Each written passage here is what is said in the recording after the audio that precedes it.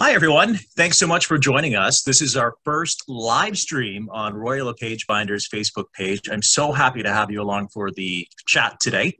You know, Windsor Essex remains one of the hottest markets in Canada. And as the last month of March 2021, despite the pandemic, the real estate industry continues to be absolutely red hot. Now, this is a new series of informal upfront chats with the team at Roy LePage Binder Real Estate about all things buying and selling a home right here in our neighborhood of Windsor and Essex County. My name is Bumanlag, and I'm happy to be here with you. And I'm honored to spend some time with Frank Binder, who is the owner and broker of record of Roy LePage Binder Real Estate today. Frank, thank you so much for your time. It's good to see you. Glad to be here. Thanks a lot, Arms. So glad to have a chat with you. You know, Frank, I'm so glad we could reconnect and work together because back in 2015, you and I first met and we shared a meal at the Toast of Kingsville. And it was an event to benefit the community in Kingsville. What a fantastic area at Peely Island Winery. You know, you fast forward to 6 years, here we are, Frank, and wow, what a change in the landscape of real estate. I mean, this continues to be a seller's market. Yeah. Yes, and you're absolutely right. I mean, and not only that, it's a seller's market that's been sustained for some time. We're now going to our fourth year. And who would have thought a pandemic where that would have not changed or something would have changed it? But here we are. It's just got even hotter, and we continue to outpace year after year the sales of homes here. It's hard to wrap our minds as realtors around that actually, but it's definitely happening, and we are certainly catching up with the other parts of the country in terms of what our prices of homes have been. It's just a new experience for a lot of people here who have been in the business for so many years, like myself. Yeah. You know, Frank, with your background in the business and the vast brokerages that Roy LePage Binder has right across the Windsor Essex area, you'd mentioned about, you know, your background in real estate and the realtors' backgrounds and the diverse backgrounds that we have. Can we expect a correction, you know, with this continuing to be, you know, sort of that uphill climb, so to speak? I want to tell you, when I got into the pandemic, that certainly was expecting some kind of correction then. I would have predicted it actually, but you know, now it's kind of interesting where we're getting predictions of where interest rates will continue to go at the same levels for extended periods of time. You know, some of the factors, those economic factors, if they remain the way they are currently, we won't get a correction for some time. Now, the latest one coming from the banks is second quarter of 2022. That's when they are expecting some kind of correction. So the economy is actually growing at this point, which is kind of interesting. And that's, you know, we're all expecting a correction because it should happen. So the bottom line is that I don't suppose till that period of time. What we have is we have a lot of government help that has been going and helping out the economy. They're spending money trying to help people through this and businesses through this. And as long as that's going on, I think we're going to face the same kind of market that we've got right now. When that stops, if that stops, we may have some kind of economic pressures that may come to bear at one point in time. So I don't see that till next year for sure. I think this year will continue to be a hot market, just as we're seeing it, much like last year. We're seeing records being broken. We're seeing prices going up, and you know, in some ways that's great for those who have houses because they're equity building. It's now becoming problematic a little bit for those who are trying to get into the market. We've never had those problems in Windsor. We've never had to address, you know, trying to affordable housing. We've always had affordable housing. It's almost wasn't something to be talking about, but now it is. We have to be concerned with it. And if you're just joining us on our Facebook live stream, my name is Bumanlag, proud to be a part of Roy LePage Binder Real Estate. Frank Binder, the owner and broker of record, is joining us for a chat here. We'd love to hear from you. If you've got questions, if you're watching the live stream, you can certainly put your questions in the comments, and Jenna and Michelle will forward those comments over to Frank and I. I did get a couple of emails and some social media posts based on our show today, so we'll get to those in the next little bit. We are talking about, you know, the market here in the Rose City and beyond, and how red hot it continues to be. And Frank, you say seller's market. On the flip side of this, I mean, if you personally, if I know neighbors who have just put their house on the market and they've just sold, and they couldn't be happier because they've sold their house for a pretty good price. Again, that may create some pressure on the buyers. You're going into situations and, putting in different offers on homes that you and your family are interested in. Our team at Royal LePage Binder, again, working hard for our clients, because that's got to be a stressful situation on that side of things when you're buying. Yeah, definitely on the buyer side. I mean, we have agents that have written numerous offers. One of our agents has written almost 27 offers to finally get one house. Unheard of. Never heard about that.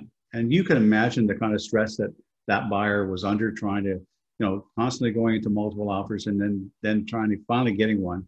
It's maybe not to that extreme. I'm giving you pretty much an extreme situation, but sure. We're being accosted with that, and I got to tell you, it's frustrating and very difficult, even on our salespeople who are going through that and writing so many offers till they finally get one for their client.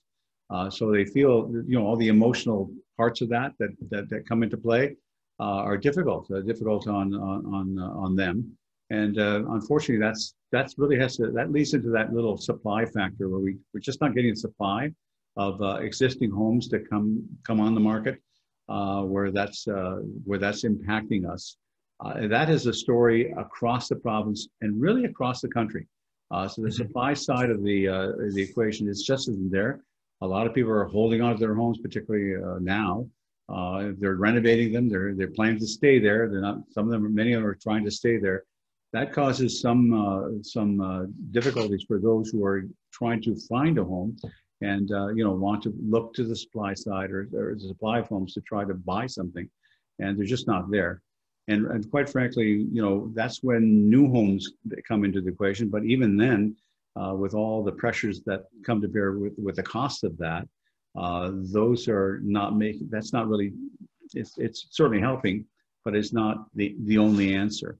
And quite frankly, one of my colleagues who wrote an article said we just need to jump into affordable housing. There's got to be the government's got to sponsor that and move back and try to get more affordable housing. What form that will take, who knows?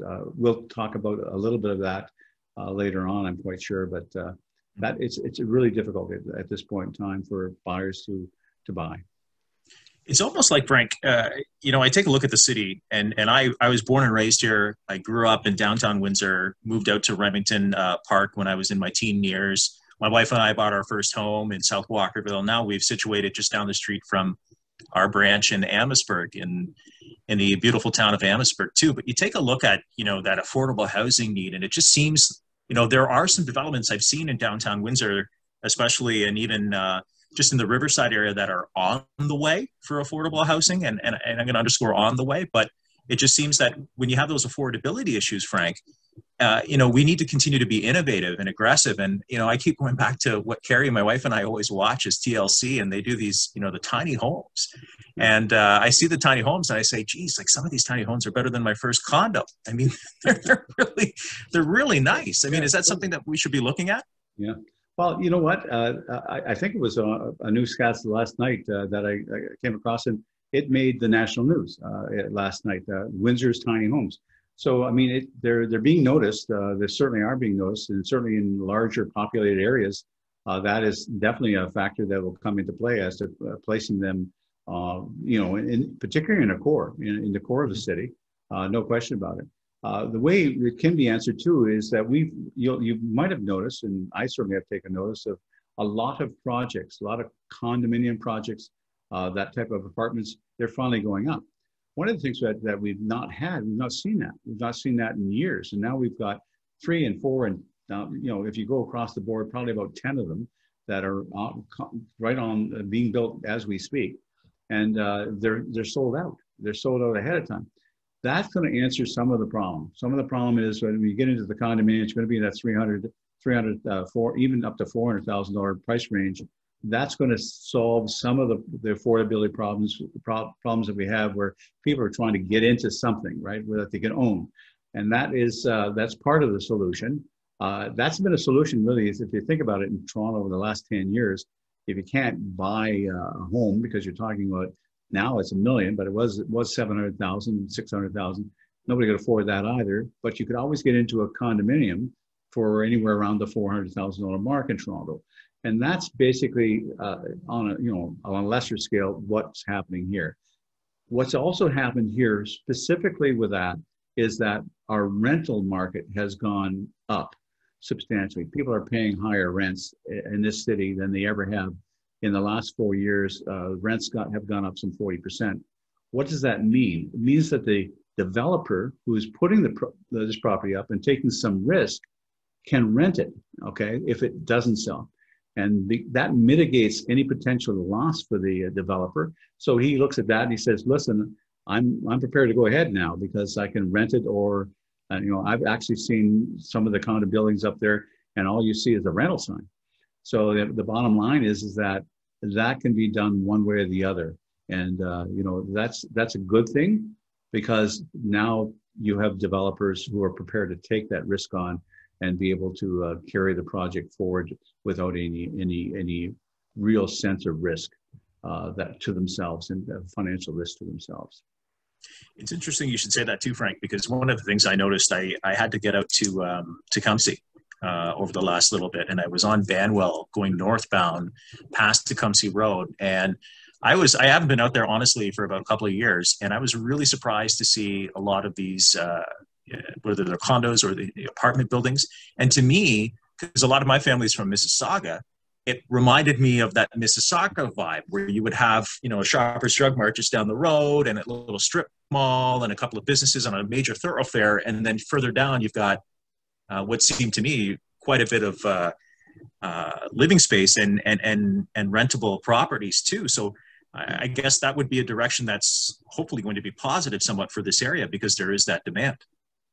Absolutely. And you've got announcements, in LaSalle as well, pre-sold. I mean, you've got a building project that's right by Sandwich West Parkway and here in line, and they've got the buildings part way up. It's already been sold. And from what I understand, the next phase has already been sold. So you're going to have another building that's going up there, and then one around the corner from there has already been pre-sold, and they haven't even started digging in the ground. So you've got a lot of these things coming on stream. And usually these projects aren't started until they get 50% of them sold, and a lot of these are pre-sold 100% before they've actually started building it. So you could see that it's filling demand. So there's no question about it. The demand is being met in some ways, and whether that takes care of all our first-time buyers or not, there's going to be a lot of buyers that prefer a home, but it's going to alleviate some of that stress that we're feeling. That there's a substantial stress on demand on trying to get somewhere to begin with. It also is another option for retirees, right? So those are really, really important to us to have those things going up, and we see now that we're positioned to have a lot more of that. That's going to be good for the housing business overall in our area, because it hasn't been something that we've actually looked to in the past. It just hasn't been there, but we are certainly seeing it now. Frank, in your opinion, doing this for as long as you've done it with all the brokerages right across Windsor Essex, are these people who are here in Windsor already? And this is something I wanted to touch base on in another show with you. But I mean, I think it's worth having that discussion because, quite often I'll talk to people in my neighborhood and, they're coming in from GTA. They're coming from the area. And then I talk to some of the folks in my neighborhood too, and they have relocated from another municipality within our region too. Is it a migration of people that are not originally from this area, or is it just people just getting into the market, or a combo of both? It's a combination of both, absolutely. Yeah. And you know what? We are getting migration, substantial migration. We're getting a lot of people buying, and they're buying, not only they're buying homes, but they're buying investment properties. So we're getting a lot of that. I mean, I've never seen in our board as many transactions with out-of-town realtors as I do today. At one point in time, we get a few sales here and there from them, but they're literally coming down the highway now in droves, selling houses. And the bottom line is, it's kind of interesting because we know that Toronto is losing population. Usually they're going to Oshawa, they're going to Guelph, they're going to Cambridge. They're moving out, and part of it's some of it's exacerbated by the pandemic, because I can work from home. If I'm going to work from home and it's going to be a permanent situation, I don't need to live in downtown Toronto. I can move out of downtown Toronto. I can find a house for my kids. I need a house for my kids because I'm going to have an office in my house now. It's going to become my workplace. So I've got to make those are dynamic shifts in the way people are buying today. So when that happens, they could ship right to Windsor and operate here and make the occasional trip to Toronto for meetings or whatever else they have to do. And we're seeing that, but we're also seeing people move here. That actually started to happen a couple of years ago. If you remember, St. Clair College had an influx of students. Well, we're getting that from migration. That's what's happening. We also have, we have a student population, international students, they're at University of Windsor. A lot of those people stay. And that's always a good thing. So those things are good for the community in terms of how that is, but it does add to the stress, if you want to, or if you want to call it that, to the housing market, because these folks, if they're going to stay, they're eventually going to buy houses. But we are getting a lot of that. Let's understand one thing. If the country is going to take 400,000 more people every year, how soon is this going to go away? Think about that. And they're talking about 400,000 each year in the next 3 to 4 years. If we do reach those numbers, Windsor's going to get their share, just as Toronto does. Toronto gets the lion's share of it, so does Vancouver, but lots of people are going to locate here. We had one, I'll give you a typical example, even in Chatham, Kent, we have one of our builders building there.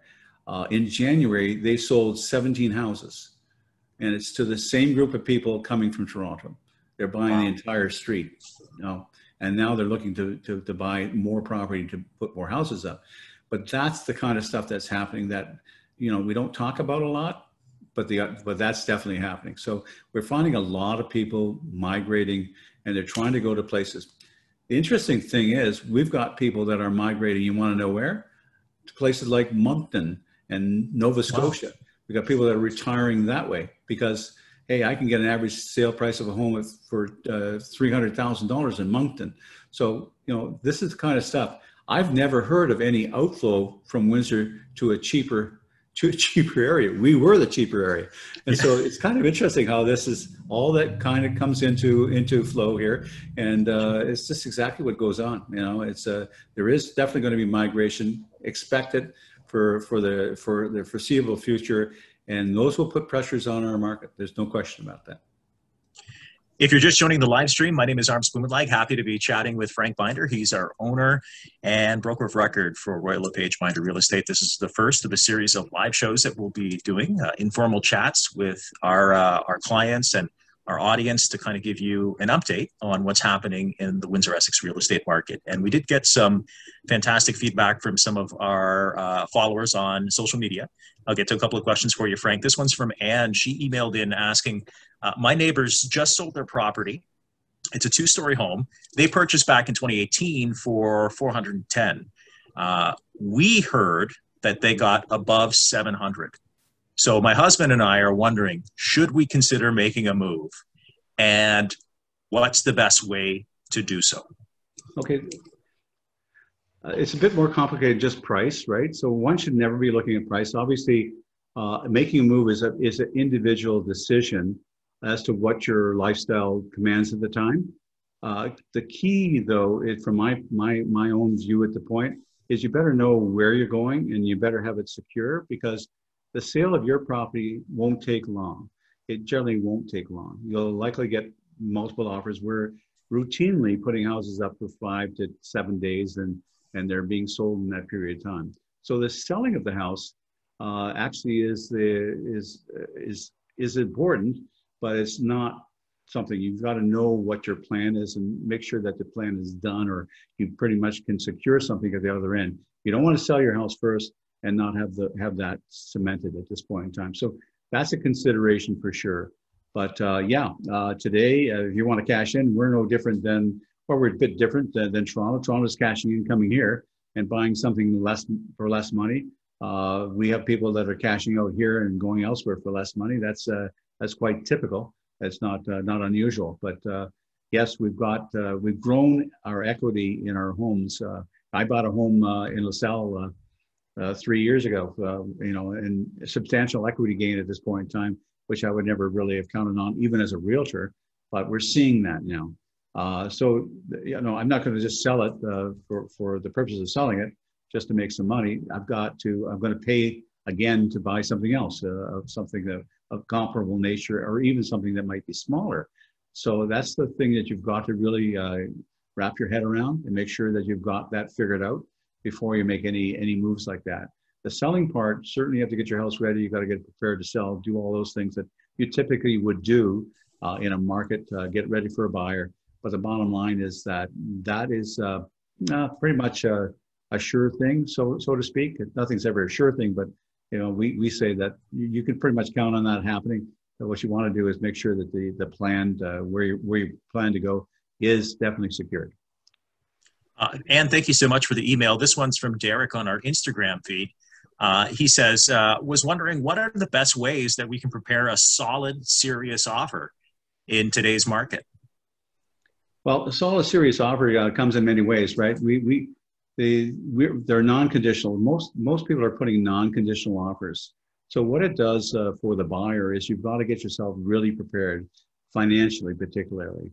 And what happens is I'm going to talk to you from both the buyer's side and from the seller's side, because the seller is looking for kind of proof that you're going to close on the house. We don't want to have a situation where we do sometimes when they don't close on a house because they haven't got, it isn't a qualified buyer. What do I mean by that? So if I'm buying a house and I'm qualified to buy a house at a certain amount of money and I have to pay more money, I better either have that money in my bank, or I better be qualified to get more money to be able to close. And that's really, really important for that dialogue to occur with your financial provider, whoever that happens to be. And we have mortgage specialists. What they'll do is they'll make sure that you're qualified for more money, or what you can do if you've got more down, you can use it to make up that difference. And that's really what it is. Never go into a situation where you have to get, you're conditional on financing and overpay, and now you've got yourself a problem. You want to make sure that all those conditions are met. You can also do even a pre-inspection, just to kind of give yourself a sense of what some of the main points of the house are. If you're ready to do those things and you've got a realtor that can take you through that process, he will give you, or she will give you, a sense of that this is okay to go ahead with it. And most realtors are going to be very careful about your financing because they want to make sure that you're not going to get yourself into a problem in the closing side. From the seller side, if I'm sitting there and I've got 10 offers on a house, I'm going to be asking the buyer's representative as to whether they're qualified to buy the house, where they're getting their bank, how much money they have in the bank. All those questions are being asked. Why? Because the seller wants to know that you're going to be able to close. If you can't answer those questions, or your rep can't answer those questions, that's definitely going to happen. I instruct all my salespeople to ask those questions at the time of the offer presentation. Whoever's going to kind of win that process, make sure you call whoever that rep is, get all these questions at, because very often it's almost like they're going to put a non-conditional offer in, but you got to be sure that all those points are taken care of to be sure that this is going to close for the sake of your seller. Because if the seller is doing something else, counting on the closing date here, they need to be sure that this is going to be a closing. This property is going to close properly in the time that is set on the offer. No, that's some great advice. And thank you for that to Derek on Instagram for sending that in. One last question before we wrap things up here, Frank. This one, it's an honest question. Do you think we'll ever not see multiple offers in these scenarios? Well, I would have told you that we definitely won't some time ago, but then I wouldn't have predicted that we had 4 years of sustained seller's market. Let's understand something. Toronto is well into 12 years of sustained market, other than a little dip one time. They've been doing this for 12 years. So I hope, I hope that we'll get to a balanced market. That's a better market. I got to tell you, in terms of this type of market, it's great for the sellers to get greater prices, and we're finding it. It's not easy on the realtor trying to find houses for buyers where they can't, where they, within a day or two they're gone. So it's a difficult situation. Will it stay like that? I think we'll ultimately get back to more of a balanced market. I think it's a little ways away yet, but we'll certainly get back there. I believe, anyways. We're not a Toronto situation, which is just really an engine that keeps going. But we are certainly these situations are being duplicated in other towns like London and Guelph and Kitchener and everything. We call it, in a sense, the Toronto effect, if you want to call it that way. It's kind of interesting how we develop those cliches, but I'm hopeful that we'll get back to a balanced market. A balanced market, by the way, is where about 60% of the houses sell in a reasonable time on the market, right? What we're seeing now is 75 and 80% sales, and that's I don't know that is something that will sustain itself for any length of time, but who knows? I've been wrong for 2 years in a sense of that predictability. So this is the kind of stuff that's going on right now. Yeah. Well, Frank, thank you so much for your time. I know you're a very busy guy, and I know anybody watching us can certainly contact any one of our realtors and take advantage of the expertise that Royal LePage Binder has in the area. And we are hoping to do another show next month, take a look at some of the updated market numbers and talk a little bit more about some of the big topics of the day when it comes to real estate. So Frank, a pleasure as always. Thank you so much for joining me. Thank you very much. Enjoyed it. Appreciate it. Thank you, Arms. My pleasure. That is Frank Binder. He is the owner and broker of record of Royal LePage Binder Real Estate, and they are helping you home. And they'd love to hear from you. If you have any questions whatsoever, you can comment in the feed. We will get back to you ASAP. And then a good reminder, too, to stay up to date, not only what's happening in the market, like Frank said, it's a red hot real estate market, but to find out what we're doing to not only sell and buy in our community, but also support and sustain our community. Royal LePage Binder Real Estate agents are out in full force supporting initiatives and nonprofits and different things that are actively improving the neighborhoods that we work and live in. So we'd love for you to follow us along on social media and join us for those conversations and more. So we'll be back with more of the market update as we continue to launch these live shows right here on Royal LePage Binder Real Estate's social media feeds. I'm Arms Bumanlag. Thanks for joining us and stay safe.